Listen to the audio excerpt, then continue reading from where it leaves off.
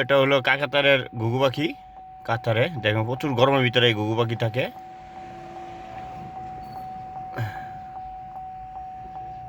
তারা কলম বেশিরভাগই মানে গাড়ির মানে গাড়িতে বেশিরভাগ মারা যায়, কারণ কে দেখে এই অনেক স্পিডে চলে, তখন এই ঘুঘু পাখিটি করে স্পিডে উড়ে সামনে দিয়ে যায়, তো গাড়িটা লোক বাড়ি খাইলে সাথে সাথে মারা যায়। এই যে দেখছেন, এটি এটি খাওয়া যায় না, এই ঘুঘুগুলোকে আমার আরব দেশে খায় না কেউ।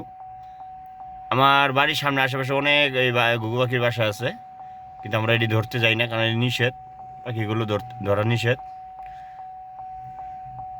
প্রচুর গরম, এই গরমের ভিতরে মনে করেন এই গুগলি খারাপ বৈশালী একটু যেতেছে, কারণ এখানে ঠান্ডা হয়েছে, ঠান্ডা একটু ঠান্ডা এই লিগে। আর এই সামনে এলো উট পাখি, এই যে উট, যেন কি সুন্দর করে উট সাজানো এই বানাইছে, দেখতে খুব সুন্দর দেখা যায়। রাত যখন হবে সবগুলো আপনার জ্বলবে, লাইটিং করা এটি। তা আমি গাড়ির ভিতর থেকে আমি ভিডিওগুলো করতেছি আপনাদের দেখার জন্য। তা ঘুঘু দুইটা খুব সুন্দর দেখা যায় কাছে একদম। বাংলাদেশে যেমন ঘুঘু তার সামনে আইসা খাড়ায় না, দেখেন অনেক কাছে এই সুন্দর ঘুঘুগুলো বৈশাল হয়েছে, একটু জিরাইতেছে, কারণ প্রচণ্ড রোদে দেখা যায় তারা ক্লান্ত হয়ে যায়। কারণ এখানে একটু ঠান্ডা বাতাস পড়ছে, এখানে এই কারণে বৈশাল হয়েছে।